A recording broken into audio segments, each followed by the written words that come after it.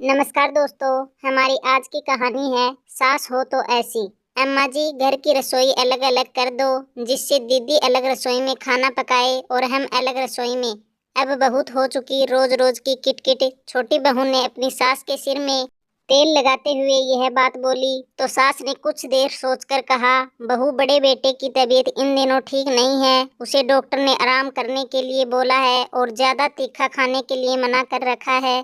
साथ ही बड़ी बहू की भी कल से तबीयत खराब है, इसलिए इस बारे में सोचना ठीक नहीं होगा। तो छोटी बहू ने चिढ़कर कहा, बीमार है तो हम क्या करें, हम तो आज ही तीखा मसाला बनाकर खाएंगे। बहुत दिन हो गए हैं रोज रोज घास फूस खाते खाते, और बड़े भाई साहब जेठ जी की तबीयत से हमें क्या लेना देना, वह ठीक हो या ना हो।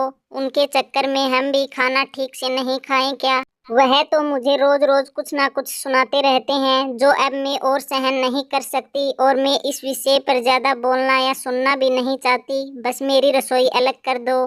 तो सास ने एक गहरी लंबी सांस लेते हुए कहा, ठीक है, तुम्हारी बात भी सही है, पर तुम शायद भूल रही हो कि तुम विजातीय होने के कारण घर परिवार में कोई भी नहीं चाहता था कि छोटे बेटे की शादी तुमसे हो।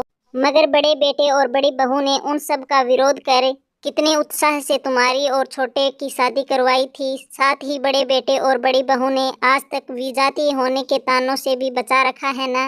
इतना सुनते ही छोटी बहू बिल्कुल चुप हो गई। सास ने फिर कहा, याद है तुम्हारी बच्ची के जन्म के समय पर डॉक्टर ने तुम्हें कितने महीनों तक बेड रेस्ट दिया था, तब भी बड़ी बहू ने तुम्हारी कितनी देखभाल की थी।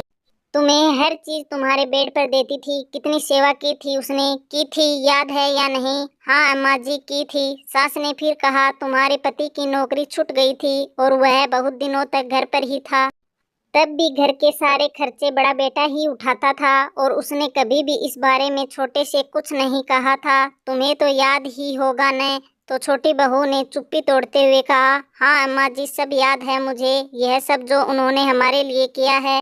दीदी ने भी बहुत सेवा की है मेरी, और बड़े भाई साहब हमेशा ही सहारा देते रहे हैं। तो सास ने कहा कि मैं भी तो तुमसे यही कह रही हूँ बहू रानी, कि आज बड़ा बेटा बीमारी के चलते थोड़ा चिड़चिड़ा सा हो गया है, वरना वह तो किसी को कुछ कहता ही नहीं था, सबका अच्छा सोचता था।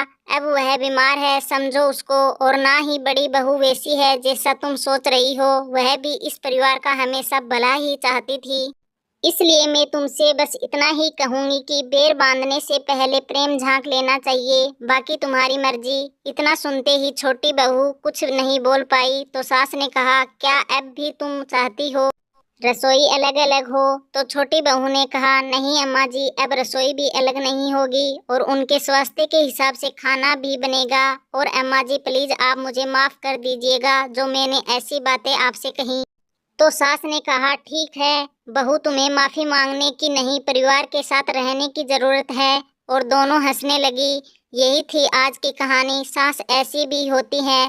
इस कहानी से सीख मिलती है कि जिस परिवार में बड़े बुजुर्ग सास ससुर समझदार हो, उन परिवारों में एकता और प्यार और आपसी तालमेल अच्छा होता है। बड़े बुजुर्ग अपनी समझदारी से हर बिगड़ी बात को भी आसानी से सुधार देते हैं। तो दोस्तों, हमारी आज की कहानी कैसी लगी? अगर कहानी पसंद आई है तो लाइक, कमेंट, शेयर और चैनल को सब्सक्राइब जरूर कर लीजिएगा।